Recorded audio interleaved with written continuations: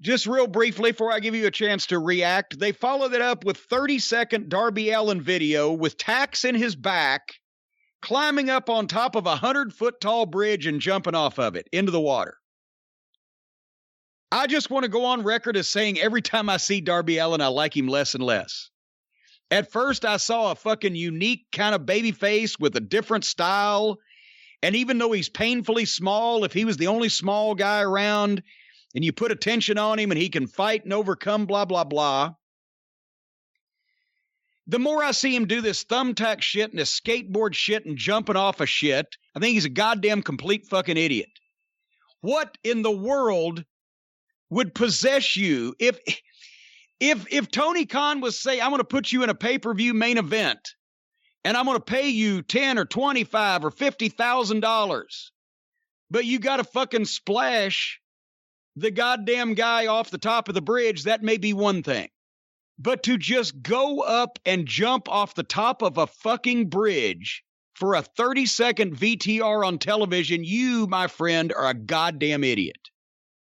And what's more, the guy that signed him to a contract to pay him money to perform as a professional wrestler and is sitting watching him do all this stupid skateboard shit and jumping off of shit, taking a chance on getting hurt, I assume he'd still collect his fucking guarantee. Not if I was the fucking boss, you dumb son of a bitch. You fucking get hurt and can't perform in any way for me doing anything other than working wrestling in my ring. You're on your fucking own. I'm going to fire your ass while you're in the hospital hooked up to an oxygen tent because you're a fucking idiot. Goddamn Jerry Jarrett didn't speak to Jerry Lawler for fucking weeks when he broke his leg playing fucking football that he wasn't supposed to be playing because he was the main event star in the territory. This little fucking goof probably making $150,000 a year, and all he wants to do is try to do stupid shit for free to hurt himself that don't have anything to do with wrestling. What about old Darby jumping off the bridge? I'm not as offended by that as you are. It's stupid. Yeah, it's stupid. You know what could be in that fucking water? Is that what your concern is? What's in the water? What? No, I'm talking about fucking sharp shit. Shit sticking up. Shit you could land and impale yourself on. Besides that, you're still jumping 80 feet into water. You knock yourself out and drown. What? Boy, that'd be a real hoot. Hey, Tony, we took the camera out to shoot Darby jumping off that fucking bridge. Well, when he smacked and hit the water, it knocked him out and he floated downstream, and it's been 3 days. We ain't found him yet. That'd been a fucking hilarious thing to have happen. Dumb shits. Are you bothered by the fact that AEW has this guy who has the potential to be one of the top guys there based on his uniqueness, that they have him, or they allow him to do this stupid stuff and send it in on video? Or are you bothered that he does it, that he chooses to do this with his life? Both. both that he's doing it for real. And I mean, if you're going to do it, at least shoot video of it. I always said, hey, if I was ever going to get fucking badly injured, I wanted fucking video. I'm glad there's video of the scaffold match thing, but I also got paid $10,000 for that in 1986. Did anybody pay dipshit $10,000 to jump off that fucking bridge, which was a lot more fucking dangerous? He's an idiot. If you're taking risks for the wrestling business, your profession, and you're getting paid for it, and you're taking bigger risks on the bigger shows because you get a bigger check, I'm fine with that. If you're just going out like a fucking jack-off on ridiculousness and doing stupid shit like these demented skateboard fucks do, and sticking thumbtacks in yourself and jumping off of shit because you're fucking warped outlook on life and you're depressed or you want to feel alive or whatever these fucking goddamn, they ought to all call BetterHelp. This whole generation. They ought to have their goddamn heads examined. You know what you'd find? Nothing. That they can all piss up a rope if we're going to do all that shit for absolutely no money and take a chance on paralyzing yourself. Fuck you. I'll be over here eating a cheeseburger and getting paid for it. Anyway, Lance Archer was up next. And they actually did something right. They actually did something right here. Old Sean Maluta was the opponent. Lance Archer killed him. Not only killed him, but killed him convincingly. It's the best he's looked. This is how you get over. And Cody didn't do a stretcher job for this guy. He did it for fucking boring Brody.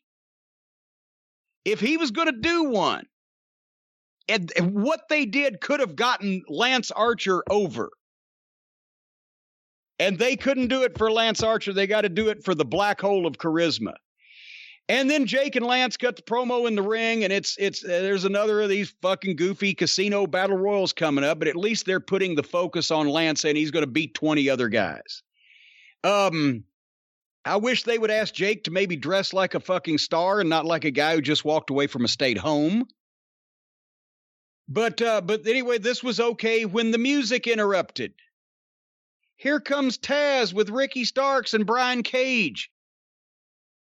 Remember where I said, well, why aren't there any fucking heels wrestling these baby faces? It's because the heels are all mad at each other, too.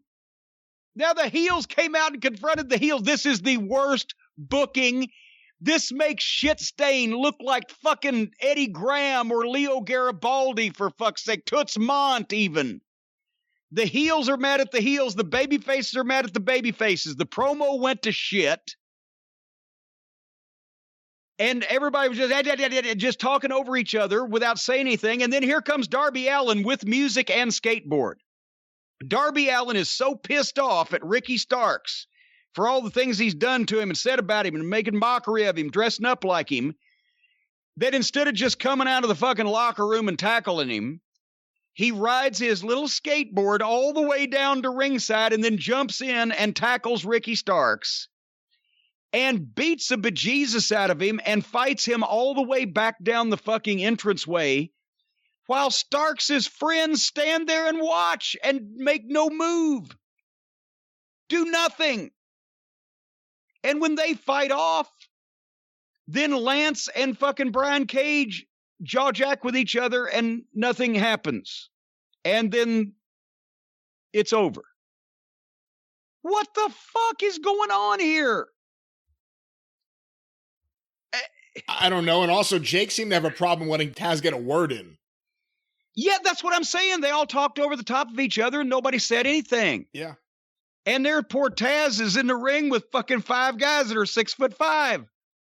Well, not Starks, but you know what I'm saying. Not Cage either. Well, not Cage. Well, he's 6 feet wide, but it just, Well, they're building up their Casino Royale. Is that what it is? The Battle Royal? Is it the I Casino? guess. Yeah. They're building that up, so they're showing that, there's dissension between the heel ranks. Oh, fuck it. No, they just don't know any better. Here's the goddamn thing, They clearly guys. don't know any better. I'm giving you the reasoning for why they did this, but it's not right. Well, here's the goddamn deal. The heels and the babyface are supposed to be mad at each other. The heels usually are supposed to like each other, but they will stab each other in the back if it's fortuitous for them. And the babyfaces are supposed to stand up for each other no matter what. And if you don't have clearly defined heels and babyfaces, so where the fans can tell as soon as they look at them which one they are, and you don't have reasons for them to fight with each other that the people can believe, then what you have is fucking caca. Tony, you got caca. Your heels and your baby faces are all over the fucking page and nobody gives a shit. All right. With that said, I gotta say, I did get excited as a fan when Taz and his team came out there. I really like Taz with Ricky Starks and Brian Cage. I wish they were doing something different with them, doing something better with them. But Taz is fantastic on the mic. Cage obviously has a great look. And he could do a lot in the ring. Starks was brilliant with that promo and shit last week or whatever. He's impressing me more and more, just his presence. Just watching him during that promo, just his reactions to everything. He's in the moment. He's really good, too. Imagine if they had any direction.